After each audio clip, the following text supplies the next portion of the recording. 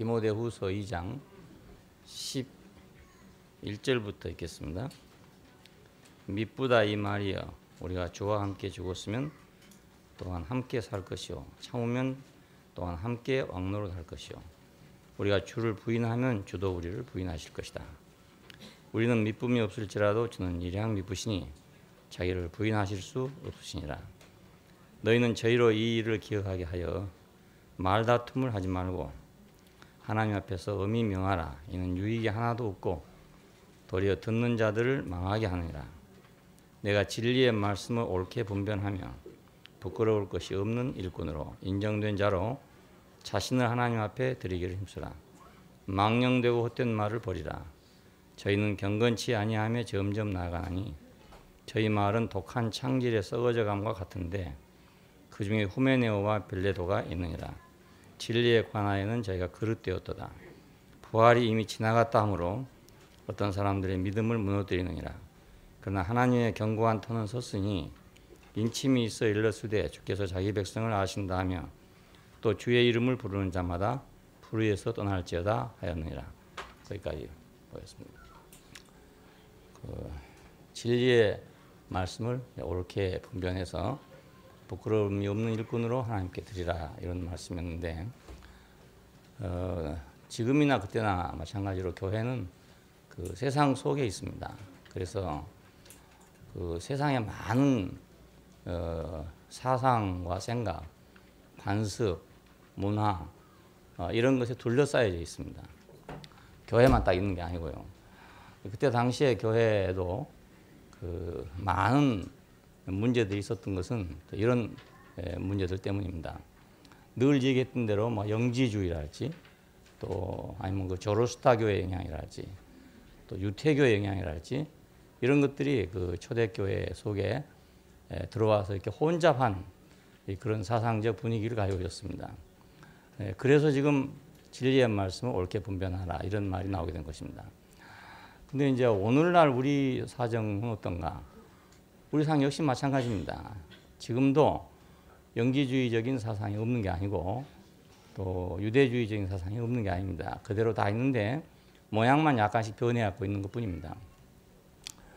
그 영지주의는 이제 뭐 복잡하지만 그 물질적인 세계에서 고도 영적 세계까지 그 큰 공간이 있다고 보는데 그 공간을 신의 충만이라고 생각한답니다. 그래서 물질계에 태어난 이것은 아주 가장 저급한 수준의 그 피조물이니까 이것을 창조한 신도 아주 최하급의 신이랍니다.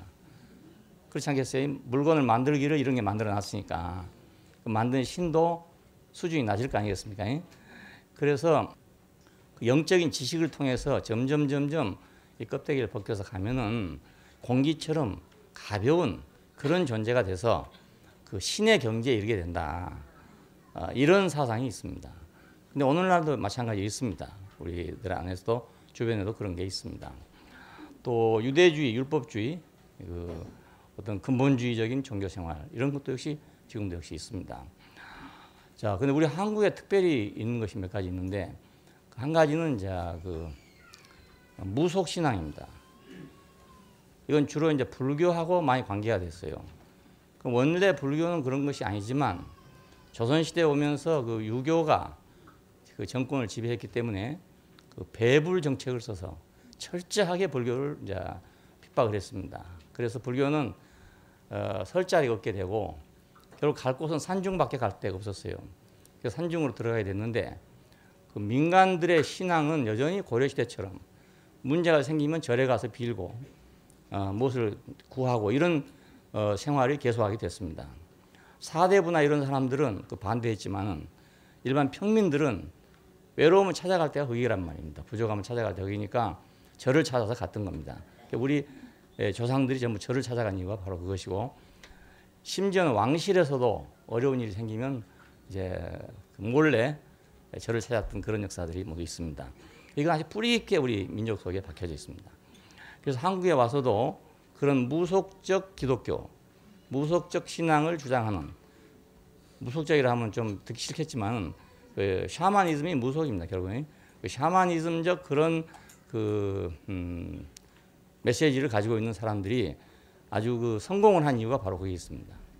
한국에 와서 아마 제일 기독교가 성공한 것이 그것 때문일 거라고 생각합니다. 이런 것이 지금도 여전히 계속 들어져 있습니다. 그래서 절 지어놓으면 다 잘 돼요.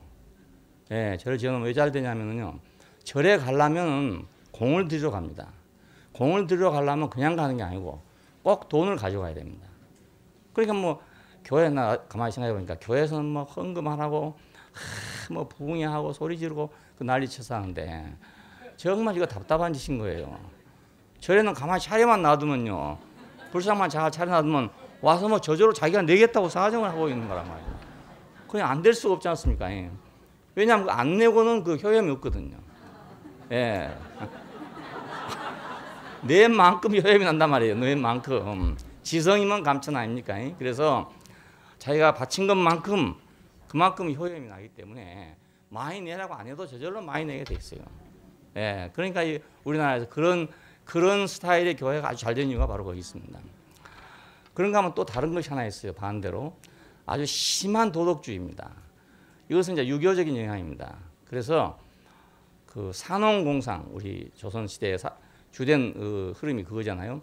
그 선비가 제일 위에 아닙니까? 그리고 상인은 제일 밑에고 산업공상인데, 그 선비들은 뭐 하는 사람들이냐면 주자학을 공부한 사람들이고, 주자학 중에서도 성리학을 공부한 사람들입니다. 그 성리학의 근본은 뭐냐면 그 도덕적인 원리를 가지고 세계를 다스리자, 세상을 다스리자 이겁니다. 그러니까 그 가장 중요히 생각한 것이 도덕입니다. 나라가 망하냐 흥하냐 이것보다 그것이 더 중요해요.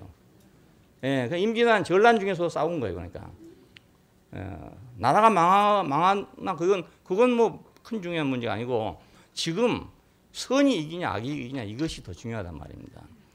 그러니까 이 선악과가 그러니까 한반도에 와서 이제 완전히 열매를 맺었다고 할 수도 있어요.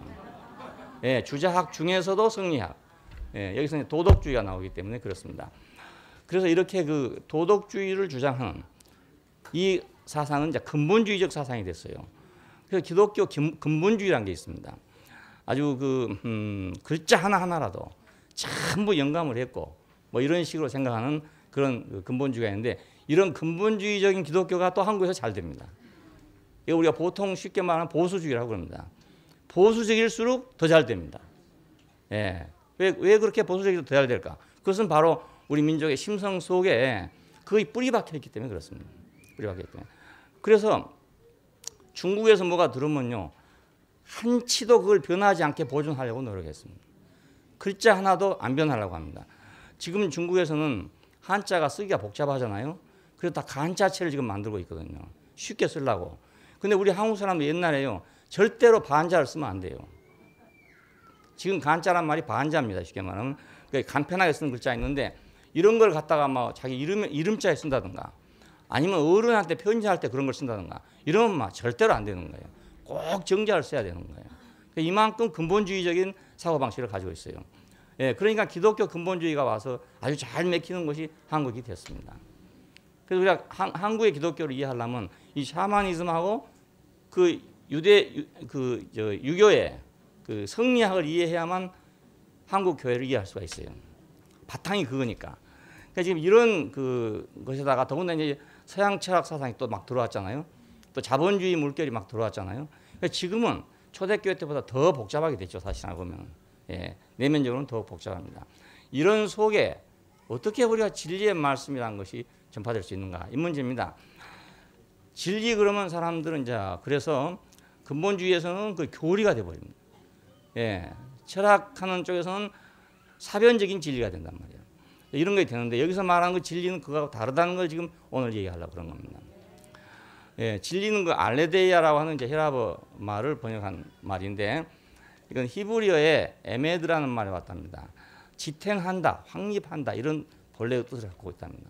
지탱한다, 확립한다, 그게 안 변한다 이런 거죠. 이게 지탱하고 확립하니까. 근데 이것을 이제 영어로 번역할 때 그 신실하다, 혹은 검증된 것이다, 또 참답다, 영구적이다, 이런 것 뜻을 가지고 있는 말로 번역을 했습니다.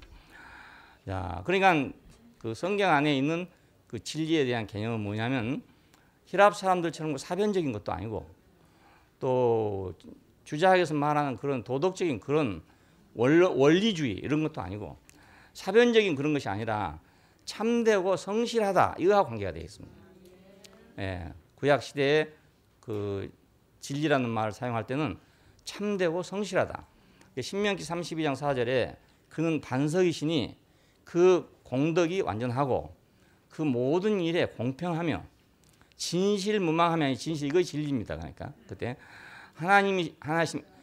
진실무망하신 하나님이시니 공의로우시고 정직하시도다 이런 말이 나옵니다.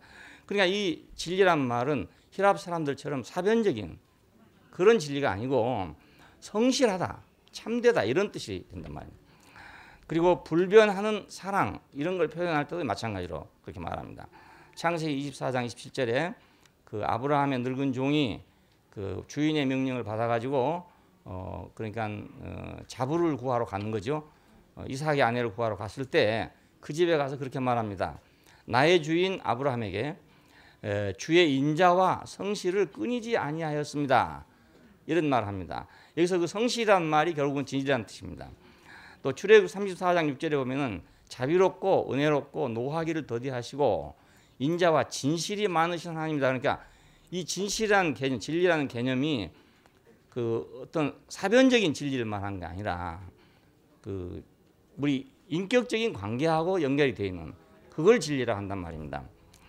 예, 그래서 이 진리는 그 왕이나 혹은 백성들 속에서 삶 속에서 살아내야 되는 것이다. 그런 개념입니다. 이것은 진리고 이건 진리가 아니다 이런 것이 아니고 그러니까 이 교리는 맞고 저 교리는 틀리다 이런 문제가 아니고 이 진리는 살아내야 되는 거니까 그건 진실이겠죠. 그렇잖아요. 살아내야 되는 문제니까. 그러니까 왕에게도 진리를 요구하는데 그것은 왕보고 진실하라 이 말입니다. 공의롭고 정의롭고 그렇게 하라 이런 뜻이고 백성들에게도 진리를 말할 때는 너는 참되고 경건하고 진실하게 살아라. 성실하게 살아 이런 뜻입니다. 왕은 진리와 공의와 온유를 위하여 의미 있게 행하소서 이런 말이 나옵니다. 그러니까 우리 같으면 이제 뭐 훈장을 많이 달고 위험을 달고 나가소서 이렇게 될 때 그게 아니고 진리를 가지고 나가소서 이런 뜻입니다. 예? 진실함으로 의미를 세우소서 위험을 세우소서 이런 뜻이죠. 그러니까 히브리 사람들은 아주 실제적인 사람들이죠. 또 스가랴서 7장 9절에도 너희는 진실한 재판을 행하며 그렇게 하죠. 진실한 재판을 긍휼과 자비를 베풀며 이런 말이 나옵니다. 그런데 진리는 말씀과 행동으로 나타날 수 있는 것을 말하지 결코 사변적인 것이 아니다 말입니다. 그는 삼위일체를 주장하면 진리고 아니면 진리가 아니다 이런 의미가 아니란 말입니다. 그건 내가 삼위일체를 주장한다 해서 내 삶이 달라지는 거 아니잖아요. 주장 안 한다 해서 내 삶이 또 달라진 것도 아니에요. 예, 그러니까 이런 것은 이론에 불과한 말이거든요. 예, 우리 그 히랍 사람들의 머리를 충족하게 하기 위해서 이 사람들은 뭘 생각하고 논리적으로 정리해야 되는 사람들이기 때문에 그걸 정리하기 위해서 하다 보니까 이제 교리라는 게 생기게 됐어요. 자, 이런 문제가 아니라는 걸 아셨어요. 말과 행동으로 드러내야 되는 것이다. 자, 이것이 이제 신약에서 그 구약적인 진리의 개념을 그대로 사도들은 받아들였습니다. 그래서 진리나 성실, 진실함, 발음, 성실 이런 이제 뜻으로 받아들이고 유효한, 믿을만한 이런 것들로 받아들이게 됐어요. 아버지는 참이시다. 요한복음 7장 보면 나를 보내시는 아버지는 참이시다 이럽니다. 참, 그건 진리다 그런 뜻입니다. 그러니까 아버지가 곧 진리다 이런 뜻이죠. 예수님 자신도 말하지 않아요? 내가 진리다. 내가 진리다. 그 말은 그 히랍 사람의 생각으로 보면 내가 진리다 말은 말 이상하잖아요. 예, 진리란 건 이러이러한 것이다 라고 하는데 내가 곧 길이요. 내가 곧 진리요. 내가 곧 생명이니. 그러니까 이것은 진실이라는 말과 관계되는 거죠. 예, 실제라는 말과 관계되는 그런 말입니다. 예, 은혜와 진리가 충만하더라 그랬습니다. 예수님 보고. 은혜와 진리가 충만하더라. 그럼 예수님이 교리로 꽉 차 있단 말인가? 교리가 틀림없이 맞는 그런 사람이란 말인가? 그런 말이 전혀 아니잖아요. 예, 은혜와 진실로, 예, 은혜와 성실로 가득했더라. 이런 뜻이 되는 거예요. 내가 곧 길이요. 내가 곧 진리요. 마찬가지입니다. 하나님은 진리시다. 그러니까 사람은 다 거짓되되 오직 하나님은 참되시다 할지어다. 이 참되단 말이 진리라는 뜻입니다. 그러니까 이건 전적으로 인격적인 것이라는 걸 알 수 있습니다. 근데 오늘 기독교가 이제 혈압을 통과해 나오는 동안에 이게 진리라는 것이 혈압화됐다, 혈압화. 그러다 보니까 교리화되게 된 것이죠. 그래서 진리와 복음이 동일시되고 있어요. 복음의 진리. 이렇게 말하면 그냥 우리 기독교인들은 복음의 진리 그러면 교리가 돼버린단 말이에요. 예, 그게 아니에요. 복음의 진실 그겁니다. 그 복음 자체, 그것을 복음의 진리라 한다. 진리의 말씀, 곧 구원의 복음. 그러니까 구원과 진리가 동일시되고 있어요. 예, 하나님이 우리를 구원하신 그 구원은 곧 진실이라는 거예요. 예, 그것이 사변적 진리가 아니라 그건 바로 진실이다. 이게 참된 거다 이겁니다. 참된 거다. 예, 진리의 말씀을 그래서 옳게 분별하라 이겁니다. 예, 미쁘다 이 말이여 우리가 주와 함께 죽었으면 또한 그와 함께 살 것이요 참으면 함께 왕노릇 할 것이요 일어났는데요. 자, 이 말이 이제 그러니까 거꾸로 앞에 11절부터 13절까지가 말씀을 옳게 분별하는 기준입니다. 예, 거꾸로 와서 그럼 어떻게 그 진리의 말씀을 옳게 분별할 것이냐 이런 문제죠. 자, 이 문제도 역시 사변적으로 나가면 끝이 없어요. 이제 예, 누가 맞는지 끝이 없단 말입니다. 그러니까 개신교가 나오면서 성경만 우리가 가지면 되겠지 이렇게 생각했는데 이 성경에 있는 진리 소위 말하면 그 지식입니다. 이것이 이제 사람이 본 것만 다를 거 아니겠어요. 그러니까 사방으로 갈라져 가지고 서로가 이제 틀리다 맞다 이렇게 하게 된 이유가 바로 여기에 있습니다. 야, 그런데 여기 딱 대답이 미쁘다 이 말이야. 우리가 주와 함께 죽었으면 또한 그와 함께 살 것이요. 그러니까 이것만이 진실이다 이겁니다. 예, 함께 죽었기 때문에 함께 사는 그것만 진실이다 이거예요. 예, 땅에다 씨를 심었으니까 열매가 열린다 이것만 진실이다 이거예요. 예, 다른 건 진실이 없다 이겁니다. 이것을 확실하게 구별해라 이겁니다. 근데 지금 초대교회 안에서는 이제 여러 가지 뭐 학설이니 사상 이런 것들이 나와가지고 뭐 잡다한 말들이 나와서 이제 토론하는 그런 문화가 되고 보니까 오히려 이건 혼잡하게 하는 거다. 믿음을 키워주는 게 아니고 믿음을 해체시켜 버리는 것이다. 이렇게 말하고 있어요. 그러니까 하나님이 함께 하시는 것이 구원이고 진리다 이런 얘기입니다. 개념이 완전히 다르잖아요. 하나님이 함께 하신다. 이것이 진실이라는 거예요. 예, 이것이 참이고 이것이 유익한 것이다. 아까 그런 말했죠. 유효하다. 예, 알레디노스 할 때는 유효하다는 뜻이 있어요. 그러니까 하나님이 우리와 함께 하시다. 이것이 유효하다. 우리한테 유익한 거잖아요. 예, 뭐 어느 교리가 맞냐 틀리냐 이건 우리한테 유효하지 않아. 삶에는 유효하지 않아. 어느 교파를 세우고 교단을 세우는 데는 유효할지 모르지만 내 삶에 어떤 영향을 주지 않는 거예요. 예, 사람들이 모두 주로 말한 게 삼위일체 교리를 얘기해요. 그런데 잘 모르기도 하면서도 그 정확히 알 사람 별로 없는데 그러면서도 뭐 삼위일체를 믿냐 안 믿냐 이렇게 묻는 거예요. 믿으면 뭐라고 안 믿으면 뭐라겠냐. 믿는 사람이 안 믿는 사람이랑 사람 똑같단 말입니다. 예, 그러니까 하나님의 함께 하심이 구원이고 그것이 바로 진리라 이거예요. 함께 하심이 그것이 유효한 거 아닙니까? 실제적이고 유효하고 그것이 참된 거 아니냐 이겁니다. 예, 그것이 참된 거다. 자, 우리가 여기 개념을 완전히 바꿔야 되겠습니다. 예, 우리가 하나님께서 창조에서 우리와 함께 하셨어요. 하나님이 함께한 역사를 우리가 이제 살펴보겠습니다. 창조에서 함께 하셨어요. 어떻게 함께 했느냐? 자신의 형상과 모양을 따라 지었다 그랬죠? 그러면 자신의 형상과 모양을 따라서 지었으니까 함께 한 거 아닙니까? 예? 사람은 그러니까 하나님의 형상과 모양에서 벗어난 것이 아니고 하나님의 형상과 모양을 따라서 만들어진 거니까 이미 하나님이 거기서 형상과 모양으로 함께 했다 그 말입니다. 자, 근데 이 형상과 모양이라는 것도 지금 대부분 이렇게 해석하고 있어요. 같은 형상, 같은 모양이다. 그래서 사람은 하나님과 비슷하게 생겼다. 가장 유사하게 생겼다. 이렇게 생각하는 사람이 있어요. 예, 전혀 그것이 아닙니다. 여기서 형상과 모양이라는 것은 그릇이라는 뜻이에요. 그러니까 그것을 담기 위해서 가장 합당한 그릇. 그러니까 하나님이 보시고 심히 좋다 그랬죠. 유사하다 그랬으면 말입니다. 그런 개념을 생각하기 때문에 인간은 항상 불완전하다고 생각하는 거예요. 하나님하고 유사하게 만들어졌는데 타라 그랬다 이거예요. 그러니까 이제 유사한 건데 유사하지 않아졌으니까 항상 완전해지려고 노력할 거 아니겠어요? 예. 그 항상 완전해진다 해서 완전해질 수가 없어요. 사람이 어떻게 하나님 같이 되겠냐 이겁니다. 예. 불가능하죠. 또 가능할 필요도 없는 거예요. 하나님 같이 될 필요가 없는 거예요. 왜 그러냐면 하나님에게는 하나님 같이 된 것이 필요한 게 아니고 하나님을 담을 수 있는 그릇이 필요하단 말이에요. 예, 표현할 그릇이 필요한 거지 하나님 같이 비슷하게 생긴 것이 또 필요한 게 아니다 이 말이에요. 예, 하나님이 그럼 또 있어야 된다 그 말 아닙니까? 하나님 비슷한 것들이 많아야 된다 이 말 아닙니까? 그것이 아니란 말입니다. 하나님을 담을 수 있는 형상이 필요하다 형상. 그래서 그걸 보고 좋다 그런 겁니다. 그러니까 하나님은 지금도 그 형상에 있어서는 사람이 변하지 않았어요.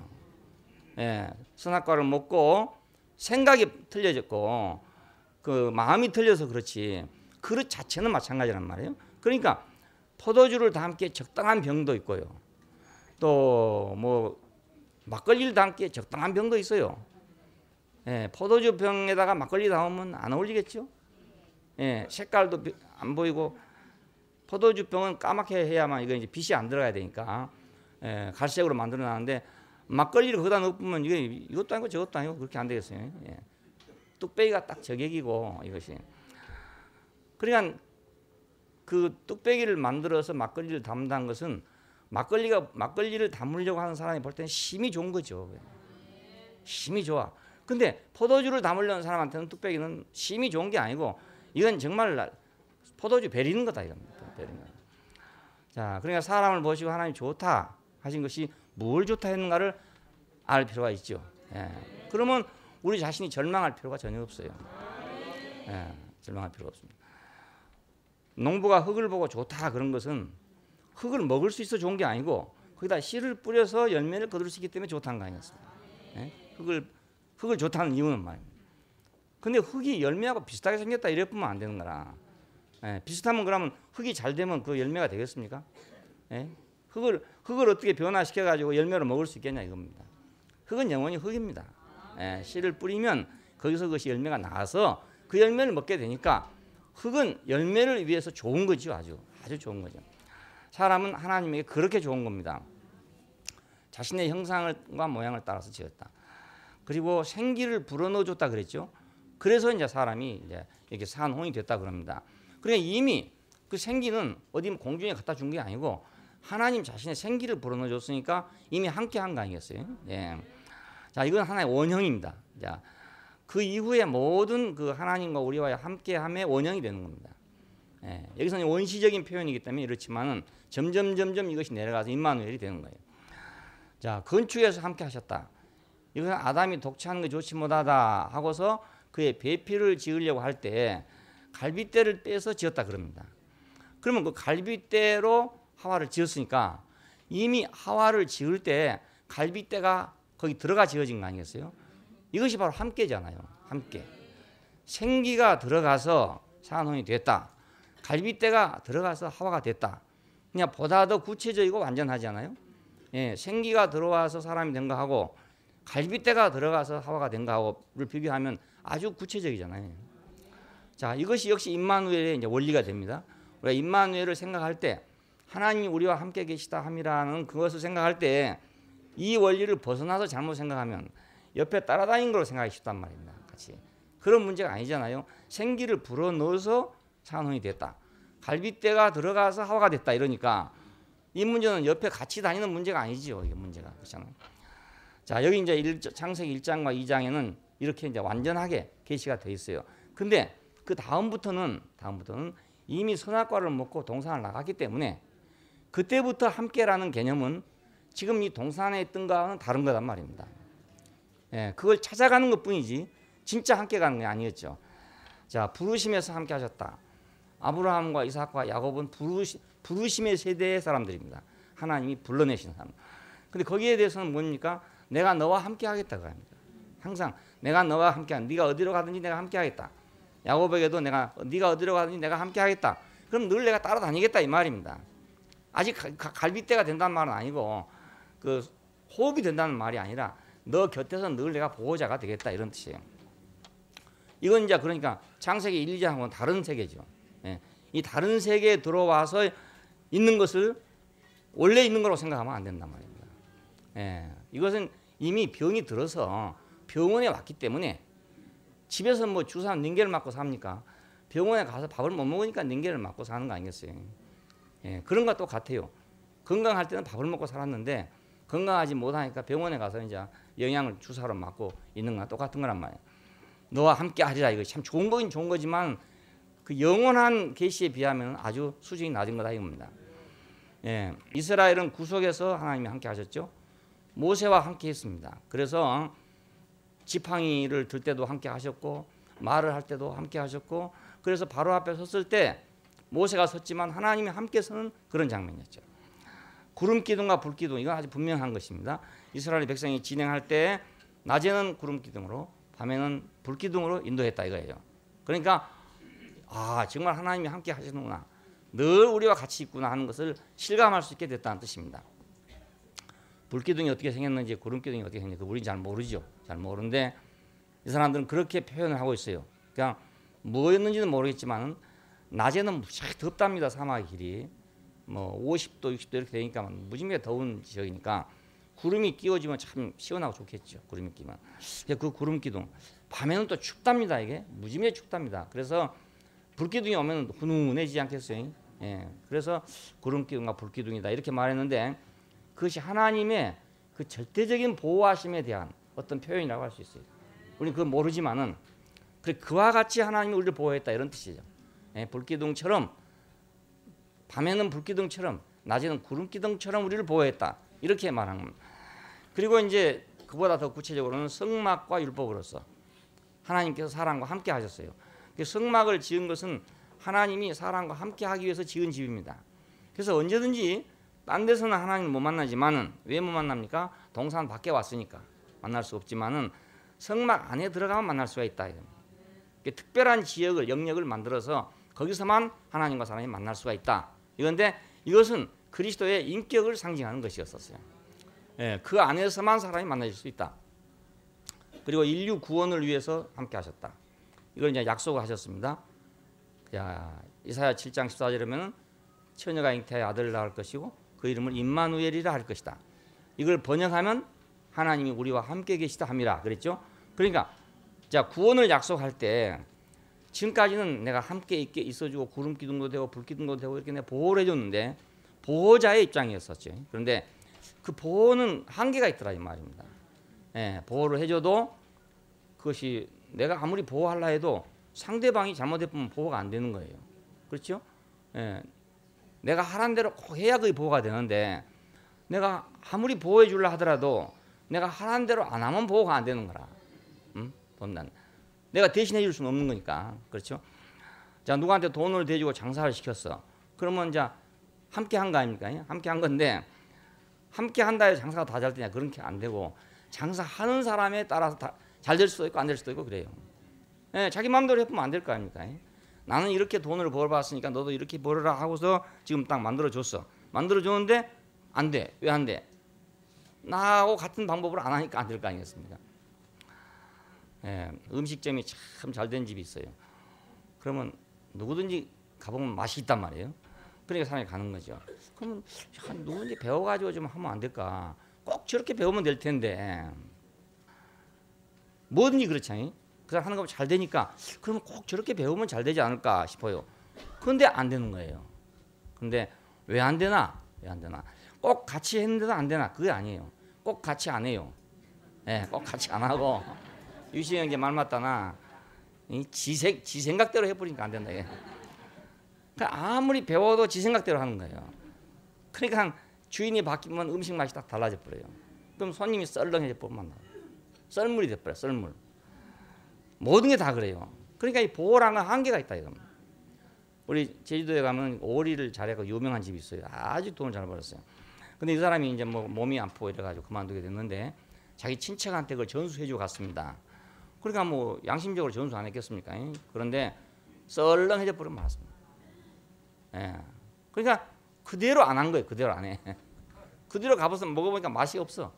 우리 가보니까. 그러니까 안 가는 거다. 자, 그래서 이제 임마누엘이라는 말이 나온 겁니다. 네. 임마누엘로 함께 하지 않으면 함께가 이게 안 되는구나. 진짜 함께가 안 되는구나. 그리고 에레미야서에 보면 내 법을 저희 생각에 두고 저희 마음에 기록하였다. 이랬죠. 자, 이것은 지금 창세기 2장에서 1, 2장에서 나왔던 바로 그 함께함이 지금 다시 복원돼야 되겠다 이 말입니다. 네. 갈빗대가 있었던 것처럼 그 생기가 있었던 것처럼 그렇게 함께 해야 되겠다 하는 것을 지금 다시 말하고 있습니다. 자, 이것이 이제 예수로 임마누엘 하신 것입니다. 예수님이 태어났을 때 아들을 낳을 것이요 그 이름을 임마누엘이 할 것이라 했던 그 말대로 예수님이 세상에 왔다. 이렇게 마태복음 1장에서는 말하고 있잖아요. 예, 보라 처녀가 잉태하여 아들을 낳을 것이고 그 이름을 임마누엘이라 하리라 하던 바로 그 사실이 이루어졌다. 이렇게 말한 겁니다. 자, 점점 구체적으로 이제 우리의 구원에 함께 하는 거잖아요. 함께. 구약의 모든 그 함께 하심. 그것을 완성한 것이 임마누엘입니다. 예. 근데 그것은 원래는 그렇게 계시가 됐던 것이죠. 그러니까 생기로, 형상으로, 생기로, 갈빗대로 원래 그렇게 됐던 거잖아요. 근데 이제 그 시대가 막이 딱 그 쳐져버리고 다음 시대로 넘어왔단 말입니다. 다음 시대, 그것은 이제 아담이 지멋대로 하는 시대로 왔어요. 쉽게 말하면. 예, 동산이 아니고 아담이 하는 시대로 왔다. 바벨론의 시대로 와버린 거란 말입니다. 그러니까 여기서는 하나님의 말씀이 적용될 때도 동산에서처럼 적용되지 못하고 바벨론에서 하나님의 말씀이 바래져야 되니까 그게 달라질 수밖에 없잖아요. 이렇게. 그때처럼 말할 수가 없어요. 그래서 성경도 우리가 볼 때 창세기 3장 이후에 이제 하나님이 사람에게 말씀하시는 것은 전부 의사가 환자에게 말한 거나 마찬가지다. 이렇게 생각하면 됩니다. 이건 환자한테다 말한 말이지 정상적인 사람한테다 말한 게 아니다. 예, 그렇게 생각하면 맞아요. 그러니까 여기서 그것을 뭘 옳고 그렇고 이거 찾으면 안 된단 말이에요. 예, 이것은 비정상적인 정황에서 이루어진 사건이고 비정상적인 상태에서 해진 말이니까 예, 그 원형을 알기 전에는 그렇죠. 지금 기독교도 역시 마찬가지입니다. 예수님이 왔던 것은 그 오랜 동안 유태교의 전통에서 흐르다가 거기서 이제 한계가 와가지고 지금 임마누엘이 됐잖아요. 율법으로 함께하고 성막으로 함께하고 불기둥 구름기둥으로 함께하던 그 함께함의 세계가 한계 왔기 때문에 거기서 이제 임마누엘이라는 것이 왔어요. 어디니 다 그렇습니다. 그 인도에서도 힌두교 어떤 한계가 이제 왔을 때 붓다가 나오게 됩니다. 똑같아요. 여기도 유태교의 한계가 왔을 때 예수가 왔어요. 그러면 적어도 예수님은 그 유대교의 한계를 뚫고 지금 나온 사람 아닙니까? 이렇게 예, 그걸 극복하고 나온 사람이에요. 그런데 이거 다시 또 어디로 들어가냐? 히랍 세계로 다시 들어가게 되는 거예요. 히랍 세계로 들어가니까 이거 사변적인 세계로 들어갔단 말입니다. 그래서 지금 기독교 신학은 히랍 철학하고 이렇게 맞물려 있어요. 다른 말로 하면 히랍 철학으로 기독교를 해석한 것입니다. 예수를 해석한 거라고요. 그러니까 히랍 철학이라는 그릇을 가지고 방식을 가지고 예수를 해석한 거란 말이에요. 그것이 오늘날의 기독교예요. 그것이 그것이 이제 중세에 와서는 캐톨릭이 됐고 그 이후에 종교개혁 이후에서는 개신교가 되고 그런 겁니다. 그러니까 이것이 순수하다고 볼 수가 없는 거예요. 그러니까 이미 순수성을 상실했어. 그러니까 그 통과해 오는 동안에 순수성이 이미 상실됐어요. 그러니까 우리가 여기서 그걸 가지고 어떤 문제점을 잡아서 이거 잘못되고 저거 잘못되고 아무리 해봐야 소용없어요. 많은 사람이 오늘 기독교의 문제점을 지적하고 있어요. 하지만 대책이 없어요. 왜 대책이 없냐면 이미 벌써 히랍 문화 속에 들어와 가지고 로마 문화 속에 들어와 가지고 지금 일어난 문제인데 거기서 그걸 고치면 얼마나 고치겠나 이겁니다. 그래서 우리는 다시 원형으로 돌아가지 않으면 안 된다. 함께 한다 했는데 하나님이 함께 하는데 그 불기둥이 그럼 더 커져야 되나? 구름기둥이 그럼 더 짙어져야 되나? 우리가 좀 더 견뎌야 되나? 이래 갖고 되겠냐 이겁니다. 그것이 아니고 하나님이 함께 하시면 영원한 함께함인데 그 함께함은 생기가 들어간 것처럼 자 갈빗대가 들어가 된 것처럼 그렇게 돼야 되지 않겠나 이겁니다. 우리가 그걸 찾아야 된다 그 말입니다. 그러니까 이제 그 불교 철학을 하는 분 얘기를 들으니까 예수님에 대해서는 다 할 말이 없어요. 누구든지 뭐 불교 철학을 한 사람이 누구나 다 할 말이 없어요. 왜 그러냐면 너무나 소박하고도 단순한 삶이라 이거예요. 그리고 말도 더 그냥 너무나 소박한 말이라 이거예요. 그러니까 할 말이 없죠. 거기에 대해서. 문제는 그 사람처럼 살 수가 없다 이거예요. 그렇게 얘기하더라고요. 그 사람의 말이 어려워서가 아니라 심오해서가 아니라 그 사람처럼 살기가 어렵다 이거예요. 살기가 어렵다. 그러니까 예수님에 대해서는 자기들도 할 말이 없죠. 할 말 없는데 이제 기독교에 대해서는 할 말이 너무너무 많아. 아주 너무너무 많아요. 왜냐하면 기독교는 이제 혈압 철학을 통해서 나온 것이기 때문에 그 유일신 사상도 이제 혈압 사상을 통해서 해석을 또 했단 말이에요. 했으니까 불교에서 볼 때는 아주 가짜않게 보이는 거예요. 가짜않게 보이는 거. 제가 우습게 생각하는 거예요. 그것이 이제 철학 속에서도 역시 또 그렇게 생각하는 거예요. 예. 그래서 니체에 오면은 신은 죽었다, 하나님 죽었다 이런 말이 나오게 됐습니다. 예. 나는 그 니체를 안 읽어봤는데 그 사람 얘기한 거 들어보니까 니체만큼 그때 당시의 기독교를 그 현재 기독교를 할 수도 있죠. 아주 심각하게 잔인하게 비판하는 사람이 없어요. 아주 조롱을 해가면서 비판하는 사람이에요. 그게 이 사람이 현대 철학에 이제 그 문을 연 사람이라 그럽니다.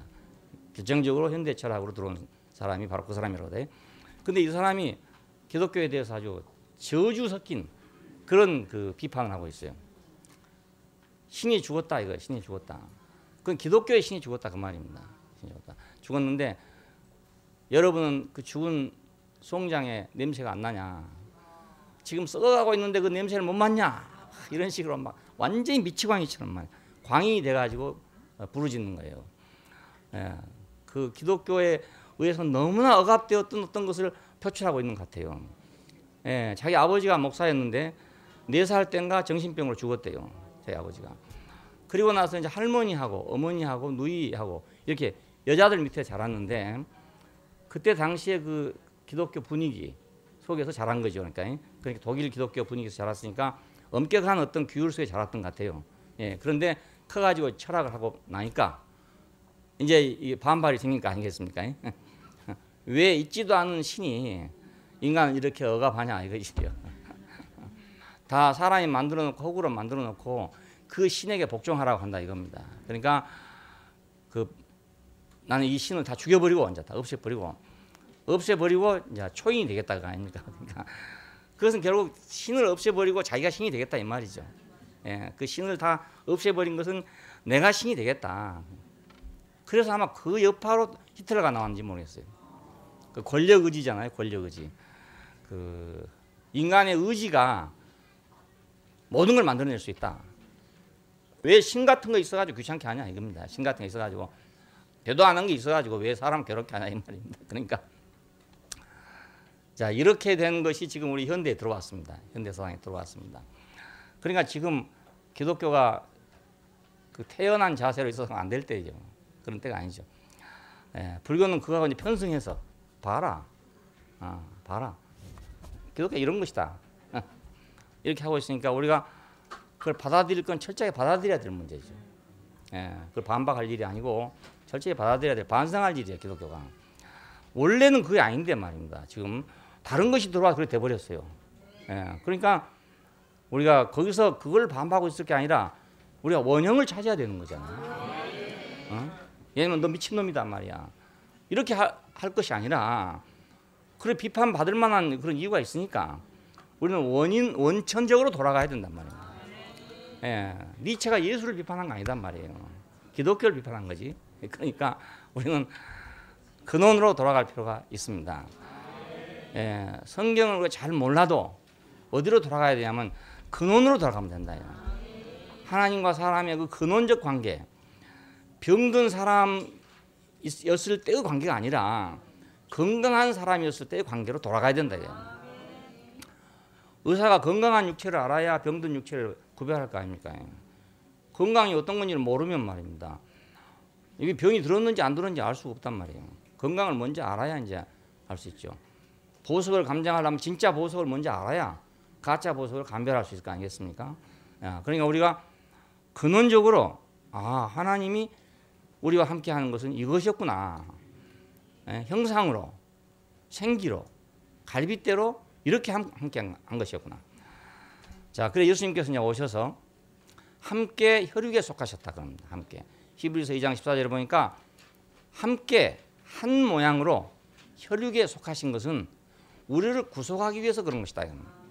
함께 한 모양으로 혈육에 속하시면 그러니까 우리가 똑같이 됐다 이 말 아닙니까? 우리가 꼭 같은 모양이 됐다. 자, 이 상태에서 우리가 함께 죽으심이 있어요. 우리하고 전혀 다른 분이다. 신이다. 신이 와서 나하고 함께 죽은 게 아니고 나하고 함께 혈육에 속하신 분이 죽었단 말입니다. 예. 신이 나하고 어떻게 같이 죽겠어요? 또 신이 나를 위해 어떻게 죽어주겠습니까? 또 신이 죽은 것이 나를 어떻게 대표하겠냐 이거예요. 나를 대표할 수가 없잖아요. 그러니까 함께 혈육에 속하신 분이 죽었기 때문에 그 죽음이 우리를 대표하는 죽음이 된단 말이에요. 야, 우리 옛사람이 예수와 함께 십자가에 못 박힌 것은 그러면 이제 예수님도 그러니까 우리 옛사람의 혈육에 속했다고 말 아닙니까? 예, 그는 영 다른 사람인데 우리한테 와갖고 함께 죽어줬다 이 말이 아니고 우리 옛사람이 예수와 함께 십자가에 못 박혔다면 그럼 예수님도 우리 옛사람의 모양으로 왔어야 그렇게 될 거 아니겠어요? 예, 그래야 함께 죽은 것이 되겠죠. 함께 부활하심 역시 마찬가지입니다. 그의 부활을 본받아 연합한 자가 되었으면 그러니까 함께 죽은 자가 되었다면 당연히 함께 부활한 자가 될 것이다. 예, 그건 당연한 거 아니겠어요? 함께 죽었으면 함께 살 것이다 이겁니다. 왜? 한 운명이고 한 모양이고 한 혈육이라면 죽은 것도 함께고 산 것도 함께가 아니야 이 말이에요. 예, 신이 만일 죽었다면 죽어도 함께가 아니고 살아도 함께가 아니죠. 그분 특별해서 죽은 것이 그건 특별해서 한 거 아니겠냐 이겁니다. 예, 예수님이 만일 특별하게 다른 뭐 운명을 가지고 있었다면은 그분 죽은 것과 내 죽은 건 전혀 관계가 없죠. 그런데 우리와 똑같은 모양으로 함께 혈육에 참여하신 것은 우리를 구원하기 위해서 그런 것이다. 자, 그러니까 그의 죽음은 곧 나의 죽음이란 말입니다. 자, 이 문제가 우리가 아주 깊이 알아야 될 건 그런 문제예요. 이게 안 돼가지고 어떻게 됐냐면 예수님이 내 대신 죽어줬다 이렇게만 생각해 버린 거예요. 그냥. 그래서 막 눈물 흘리고 막 가슴 아파하고 막 십자가에 피 흘린 걸 보고 막 울고 막 그래 한 거예요. 그리고 맨날 거기 앞에서 막 묵주 돌리고 이렇게 하는 거예요. 그 함께란 게 안 되기 때문에. 그래서 어떻게든지 마음에서라도 함께 해보려고 생각에서라도 함께 해보려고 그래서 뭐 십자가 신공을 드리니 뭐 이런 얘기 하더라고요. 그 신공을 드리는 시간에는 십자가만 생각하는 거예요. 예수님 십자가만 생각해요. 아니 그 아틀란타 가니까 봉경이 어머님께서 그 얘기 하시더라고요. 그 십자가 신공을 드린다고 그러면 저게 무슨 소린가 했더니 묵주 신공, 뭐 십자가 신공 이런 얘기를 해요. 근데 그건 시간을 정해놓고 합니다. 매일 이제 몇 시부터 몇 시까지 그 신공을 드리는데 그 시간에는 이제 십자가 신공을 바칠 때는 오직 십자가만 생각하는 거예요. 다른 생각 안 하고. 그러니까 이게 이제 오직이 안 되면 그러겠습니까? 안 되니까 그렇게라도 해서 마음속에 함께 하고 싶기 때문에 그렇게 하고 싶네요. 근데 우리가 하나님과 함께 한다는 것이 가능하냐? 그 불가능한 것입니다. 그분이 우리한테 함께 해야 되지. 내가 함께 하는 건 불가능한 일이에요. 불가능한. 나도 전에 옛날에는 그런 식으로는 안 했어도 꼭 그런 사람이었어요. 그러니까 마음에서라도 내가 그걸 딱 붙잡고 있고 싶어서 마음에서라도 예수를 하루 종일 생각하고 싶어서 왜 하루 종일 생각이 안 되는가? 이게 문제였단 말입니다. 내가 주님께 부름받은 사람으로 주님의 일을 하는 사람이 오직 그 생각만 하면 해야 되는데 왜 딴 생각을 하고 있나 이겁니다. 나는 무슨 생각을 집착해서 오래 못 하거든요. 오래 못 하는 성격이거든요. 금방 생각했다 금방 또 잊어먹고 금방 생각했다 금방 날아가고 이런 성격인데 이걸 같이 생각을 해야 되는데 이게 안 되는 거예요. 도저히 안 되는 거예요. 왜 이렇게 안 될까? 아마 많은 그 기독교인들이 그런 고민에 빠져 있지 싶어요. 내 생각에 뭔가 같이 하고 싶은데 그게 안 된단 말입니다. 안 돼. 그러니까 막 기도를 한다든지 막 방언한다든지 이렇게 해가지고 이제 어떤 황홀경에 들어간다든지 신비경에 들어간다든지 이러면은 거기 취할 거 아닙니까? 완전히 환상에 딱 들어가니까 거기서 완전히 자기를 잃어버리고 모라경에 들어가는 그런 경험을 하고 싶어 하는데 저도 역시 그런 경험을 하고 싶었는데 못했어요. 그것도 집착이 있어야 한단 말이에요. 그것도 집착이 있어야지. 집착이 없으니까 이게 또 하려고 하면 확 하다가 안 되는 거야. 그래가지고 제가 방언을 해보려고 애를 썼는데 안 되더라고요. 도저히 안 되더라고요. 그래서 나는 아주 버림받았구나 이렇게 생각했어요. 그렇게 하려 해도 안 되니까. 해야 해도 안 되니까. 나는 그렇게 하면 뭔가 확 그렇게 섞어질 줄 알았어요. 하나님하고 나하고 섞어져 버릴 거라 생각했어. 근데 그 안 해봐서 모르긴 모르지만은 그래 해봤자 헛일이라. 저는 그때 감정상으로 됐을 뿐이지 실제적으로 나와 그분이 인격적으로 하나 된 게 아니기 때문에 어차피 도로 또 갈라진 거예요. 근데 그때 그걸 몰랐기 때문에 그것만 한번 해봤으면 내가 정말 좋겠다 이런 생각을 했어요. 했는데 결국은 나는 실패하고 말았습니다. 그 실패한 것이 지금 생각하니까 당연한 거라고 생각이 되고 그 실패한 것이 감사하다고 생각해요. 그때 만약 내가 그런 식으로 했더라면 나는 하나님과 함께 하기 위해서 늘 골방에 들어가가지고 늘 그런 짓을 하고 있었을 거 아니겠냐. 시장에 나오면 안 되니까 골방에 들어가야 될 거 아니겠어요. 그냥 말을 하고 있으면 안 되니까 또 기도하고 있어야 될 거 아니겠어요. 이런 생활을 했을 거란 말이에요. 그렇게 됐으면 만일에 조금이라도 맛을 봤으면 그 맛을 봤으면 계속 그렇게 할 거란 말이에요. 근데 그 맛을 전혀 못 봤어요. 전혀 못 봤기 때문에 내가 그 짓을 안 하고 있는 거죠. 그때 맛을 봤더라면 하지요. 술 맛을 보고 취한 맛을 느꼈기 때문에 늘 먹는 거 아니겠습니까? 아편을 해서 맛을 봤기 때문에 또 하려는 거 아니겠어요. 그래서 나는 그걸 못 해봤단 말이에요. 못 해봤어. 못 해봐서 못 들어간 거예요. 만일에 됐더라면 그 식으로 갔더라면 이거 영 인생 망칠 뻔 봤어요. 아니요, 영 망칠 뻔 봤어요. 그것이 함께 한 것이 아니었단 말이에요. 함께 죽었으면 함께 살 것이다. 미쁘다 이 말이요. 우리가 주와 함께 죽었으면 또 함께 살 것이요. 이것이 진짜다 이겁니다. 이게 진짜다 이거죠. 이거 외의 건 다 가짜니까 이것이 분명하게 우리가 확립돼 있으면은 뭐 이런 사상이 오든지 저런 사상이 오든지 영지주의가 오든지 유태주의가 오든지 뭐 니체가 오든지 뭐가 오든지 간에 문제가 하나도 없죠. 그건 그냥 즐겁게 하는 얘기고 진실은 이거밖에 없다 이겁니다. 함께 죽었으면 함께 사는 그 당연하지 않냐 이겁니다. 이것이 진리지 뭐가 진리냐 이거예요. 함께 하늘에 앉히시니 그러니까 전부 함께입니다. 함께 혈류에 낳았죠. 그냥 출생도 우리 함께 난 겁니다. 알고 보면 예수님이 탄생했을 때 우리도 탄생한 거란 말이에요. 예수님이 죽으셨을 때 우리도 죽은 것이고 그가 다시 살았을 때 우리도 다시 산 것이고 그가 하늘에 올라갔을 때 우리도 함께 올라간 거다 그 말입니다. 자, 이러면 아주 간단하잖아요. 단순하고 함께 해보면 간단해. 그냥 간단해. 이 함께가 아니면 이제 너무너무 복잡한 거예요. 구름 기둥의 정도가 어느 정도 돼야 되냐 이런 문제 아니겠어요? 온도가 60도까지 올라갔다. 근데 구름 기둥의 두께는 얼마만큼 돼야만 이거 시원한 것이냐? 밤은 추운데 영하로 내려가는 추위인데 불기둥은 어느 정도 와야 되는 것이냐? 난로는 어느 정도 피워야 되는 것이냐? 기름은 얼마나 써야 되냐? 이런 이게 복잡하단 말입니다. 복잡한데 우리가 함께 이 한마디 속에 모든 게 들었어요. 함께. 결코 예수는 나하고 다른 게 아니다. 그분은 나하고 하나다. 함께 혈육에 속하셨다. 함께 같은 모양으로 혈육에 우리가 속하셨다. 절대로 다른 분이 아니에요. 그러니까 이분을 신격화 시켜보고 나면 함께가 안 돼요. 신격화 시키면 어떻게 함께가 됩니까? 그럼 나보고 이제 신격화 안 시켰으니까 너는 이단이다 이렇게 할지 모르지만 우리가 이제 함께가 돼야 그분이 하나님이 되면은 내가 그 안에 있을 거 아니겠습니까? 먼저는 그분을 알아야지. 그 신격화된 신을 먼저 알아보면 되겠어요? 안 되죠. 사람을 먼저 알아야죠. 왜냐면 그때 당시도 그렇잖아요. 예수님 만난 사람들이 뭐 신으로 알고 만났습니까? 다 사람을 알고 만났죠. 한 동네에서 같이 자랐고, 목수의 아들이고, 뭐가 틀립니까? 아무것도 안 틀리잖아요. 똑같은 사람을 만났던 거예요. 만나는데 십자가에 가면서 이제 갈라져 가지고 모르겠다 이런 사람이 됐죠. 모르겠는 것이 아니고 그 사람이 바로 자기였어요. 그 사람이 자기였어요. 자기 운명이었어요. 그게 자기 운명이었어요. 그가 십자가에 달려서 못 뛰어내린 것이 바로 내 운명이었단 말이에요.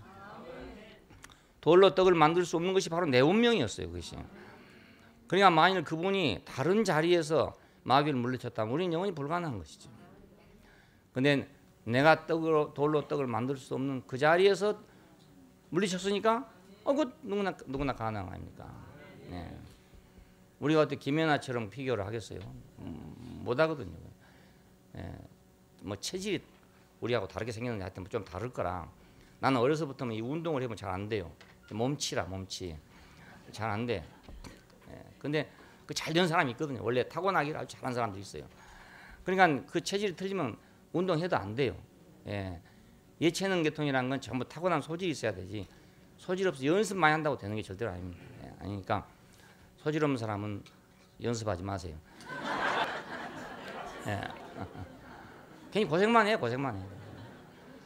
요번에 정말 피겨 그래 이름이 뜨니까 이제 피겨 시키려고 막 부모들 또 막 난리 날까. 뭐 어떻게 한 바퀴 돌면 막 야 다 김하나처럼 될 줄 알고 또 했지만은 그게 안 돼요, 안 돼. 타고나야 돼. 타고난 것이다가 이제 노력을 해야 되지. 소질 없는 사람은 해도 안 됩니다. 우리도 뭐에 소질 없는 사람이냐? 원래는 우리가 사탄의 종에 소질이 없는 사람인데 이 소질 있는 사람이 됐어요. 그러니까 끝까지 그 종로를 하려고 생각하지 말고 끝까지 종로를 하다 보면 망해요. 그 귀신에 끌려다니는 사람도 그렇더라니까요. 이상한 거 봤어요. 처음 교회 갔을 때 뒤에 아파트가 있었는데 어떤 처녀애가 늘 노래를 불러서요.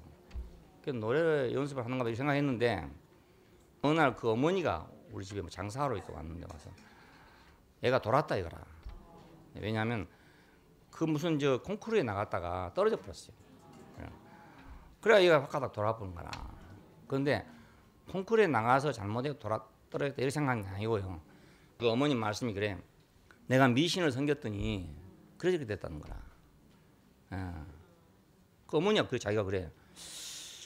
그리고 이제 그 외에도 또 몇 사람 봤는데 그 귀신 좋아하고 따라다니는 사람 있잖아요. 그럼 처음에는 막 뭐 잘 된대요. 뭐 이제 이렇게 뭐 바치고 뭐 하고 하란 대로 하고 점쟁이 하란 대로 하고 이러면 잘 된대요. 뭐가. 그러니까 이제 한 번 두 번 해보면 늘 하지요. 처음에 가면 뭐 한 5만 원짜리 제사 지내라고 그래. 근데 그 다음에 이제 좀 효염이 있어 갈 거 아닙니까? 그럼 50만 원짜리 제사 지내라고 그래. 그 다음에 또 효염을 봤어. 그럼 그 다음에는 500만 원짜리 제사를 지내라고 그래. 그래도 효염 봤으니까 늘 내는 거라. 그러는데 어느 날 가면 확 꼬라박아 불더라니까 그게. 이상하대 그게. 귀신이 진짜 있는지 없는지 그건 모르겠는데 그런 사람 보면요. 뭔가 잘 된 것 같아요. 그러다가 어느 날 가면 확 꼬라박아 부는 거예요. 그래서 이 귀신들이 자 끌고 다니다가 이 귀신들은 인격이 없잖아요. 살살 끌고 다니다 뭐 자기 싫으면 그냥 꼬라박아 뿐만이야. 난 그렇게 생각이 돼. 그렇게 생각이 돼. 그래서 야, 그 신의가 있는 신실하고 신의가 있는 사람을 따라가도 어려운데 아니 그 눈에도 안 보이는 귀신을 따라간다고 따라가면 언제 당할지 모르잖아요. 그게 눈에도 안 보이는 귀신 내가 따라갔는데 언제 어떻게 꼬라박으면 어떻게 합니까? 왜? 모르죠. 그래 참 어리석은 생각이에요. 우리가 분명하게 우리와 같은 사람이신 이분을 우리가 만났다는 게 이게 바로 복인 거예요. 그래 진실하잖아요. 함께 혈육에 속했으니까 함께 죽는 것도 당연하고 함께 다시 산 것도 당연하고 함께 하늘에 앉힌 것도 당연하고 자 진리한 말씀은 진실하다 이겁니다. 미쁘다 이 말이에요. 이건 시예요. 이쪽 11절부터 13절까지는 어떤 시를 쓴 거예요. 미쁘다 이 말이에요. 우리가 주와 함께 죽었으면 또한 함께 살 것이요 참으면 또한 함께 왕노로 살 것이요 우리가 주를 부인하면 주도 우리를 부인하실 것이다. 우리는 미쁨이 없을지라도 이건 신실함이 없단 말입니다. 우리는 신실함이 없을지라도 주는 일양 신실하시니 자기를 부인하실 수 없느니라. 이것이 진실이라는 겁니다. 그러니까 이 안에서 우리가 진리가 뭔지 아닌지를 구별하면은 어려울 게 아무것도 없다 이겁니다. 우리가 언제 힐합 철학을 다 공부하고 기독교 신학을 다 공부하고 불교 철학을 다 공부하고 그래 가지고 이것이 옳은지 저것이 그런지를 구별하겠냐 이겁니다. 그렇게 해도 또 옳게 구별한다고 할 수가 없어요. 또 다 자기 나름대로 취향이 다르기 때문에 또 다르게 또 구별하게 되는데 아주 간단한 길이 있는데 함께 죽었으면 함께 살고 그죠? 함께 고난을 받아서 함께 왕노릇 한다. 이건 너무 단순하잖아요. 그러니까 뭐 어떤 사람이 뭐 이상한 말을 갖고 한다 하더라도 별 말을 갖고 한다 하더라도 함께 죽었는가? 함께 살았는가? 이것만 문제가 되는 거예요. 그거 아닌 건 전부 다 가짜고 그거 아닌 건 전부 사기라 사기. 사람의 생각으로 만들어 놓은 것들이기 때문에 전부 다 사기예요 사기. 함께 죽은 것만 함께 살 수 있다. 함께 고난을 받을 때만 함께 막노를 하는 것이다. 예수께로 가는 길은 아주 단순해요. 그러니까 복잡한 것이 전혀 아닙니다. 신앙을 통해서 갈 수 있는 것도 아니고 또 뭐 인간의 열심이나 신앙을 통해 갈 수 있는 것도 아니고 뭐 어떤 의지력을 가지고 추락할 수 있는 것도 아니고 말이에요. 그거 하려고 하면 다 실패해요. 내가 막 의지를 가지고 예수를 쫓아가려 해도 역시 실패해요. 예, 의지에 한계가 없다고 와버리거든요. 내가 열심을 가지고 내 감정을 가지고 아무리 하려 해도 가보면 딱 한계에 부딪혀버리는 거예요. 내가 알 수 없는 사람이 돼버려요. 그냥 베드로나 다른 제자들도 처음에는 잘 따라갔죠. 잘 따라가니 한참 가다 보니까 알 수가 없는 사람이 돼버려요. 알 수 없는. 길이 서로 다르니까. 이번에 누구야? 법정 스님 돌아가셔서 이력처럼 말이 많잖아요. 그래 인터넷에 제가 짤막하게 좀 글을 올려놨어요. 그 열린 문이 내 이름입니다. 예, 많이 애용하시기 바랍니다. 예, 왜냐하면 그런 걸 여기서 계속 말할 수가 없잖아요. 그래서 간단하게 그런 것은 그렇게 말하려고 생각해요. 그래서 참그 무소유에 대해서 사람 다 좋아하잖아요. 다 좋아해요. 좋아하는데 그거하고 우리는 또 다르다. 그걸 얘기하는 겁니다. 예, 우리 주제는 그 주제가 틀리다. 예, 그건 자체가 나쁜 게 아니에요. 아주 좋은 거예요. 아주 좋은 거예요. 선한 일이고 세상에 귀감이 될 만한 일이고 다 그래요. 예, 성철 스님이 뭐 평생 장삼 한불 가지고 살았다. 이거 정말 귀감이 될 만한 일이에요. 다. 하지만 이건 주제가 서로 틀리다. 그 나쁘다고 말하면 안 됩니다. 어디 가갖고 말입니다. 뭐 비난하고 이러면 안 돼요. 우리가 그거 하겠어요. 뭐 할 수 없는 일인데 비난하면 안 되고 그건 그것대로 옳은 거예요. 그것대로 좋은 것이고 하지만 우리 길은 다르다. 우리가 가는 길은 다르다 이겁니다. 예. 그걸 우리가 알 필요가 꼭 있습니다. 또 그래 기독교나 이런 거에 대해서도 우리가 할 수 없이 그런 말 할 수 있지만은 그걸 뭐 나쁘다 좋다 이러면 안 된다. 길이 다르니까 주제가 다를 뿐이지 그 안에서는 거의 다 맞아요. 예, 그래서 우리가 혹시 이교도를 상대할 때든지 아니면 같은 기독교를 상대할 때든지 우리가 꼭 주의할 것이 있어요. 꼭 주의할 것은 우리가 가는 노선만 우리가 다른 것뿐이고 우리가 주제가 다를 뿐이지 그 사람들이 뭐 잘못한 게 아니다. 거기서는 거기서 하는 게 당연해요. 그게 옳아요. 그게 옳은 거예요. 예, 그러니까 우리가 그런 거에 대해서 주의를 할 필요가 있습니다. 공연한 걸로 남에게 걸리게 할 필요가 없잖아요. 자, 부끄러움이 없는 일꾼으로 인정된 자로 하나님 앞에 드리기를 힘쓰라 그랬습니다. 이 부끄러울 것이 없단 말을 왜 했을까? 그것은 내가 이 길을 벗어나서 예? 이 함께 나고 함께 죽고 함께 사는 이것을 벗어나서 내가 어떤 다른 지식을 가지고 만일 했다면 그 말입니다. 그렇다면 그건 나 자신이 아니잖아요. 알고 보면. 그래 그건 부끄러운 일이란 말입니다. 그러니까 부끄러울 것이 없는 일꾼이 되려면 함께 혈육에 속하고 함께 살고 함께 죽으신 이분과 함께 있는 이것만이 우리가 부끄러움 없는 일이다 이겁니다. 예, 함께 죽어서 함께 살면 부끄러움이 없는 일이잖아요. 함께 고난을 받고 함께 영광을 받으면 부끄러움이 없는 일이에요. 근데 나는 놀다가 영광을 받았다 이러면 부끄러운 일이란 말입니다. 또 나는 다른 거 하다가 영광을 받았다 이래도 부끄러운 일이잖아요. 그러니까 헛된 말, 허망한 말에 휩싸이지 말고 거의 휩싸이면 부끄러운 사람이 될 것이니까 부끄럽지 않는 일꾼으로 하나님께 드리기를 힘쓰라 이렇게 말하고 있습니다. 기도하십시다. 네, 감사하신 우리 아버지 하나님, 이 혼잡한 세상에서 바벨의 세상에서 주님 우리가 분명하게 당신을 따를 수 있는 길을 제시해 주시고 당신 이외에 어떤 것도 용납할 수 없는 이 길을 우리에게 주신 것을 감사합니다. 혈육에 속하시고 함께 죽으시고 함께 일어나시고 함께 하늘에 앉히신 이 놀라운 진실이 오늘 우리의 진실이 되기를 원하고 이거 이외에 다른 걸 주장하지 않는 사람이 되게 해주시기를 원합니다. 이거 이외에 전파하지 않는 사람들이 되게 되기를 원합니다. 주 예수님 이름으로 기도합니다. 아멘.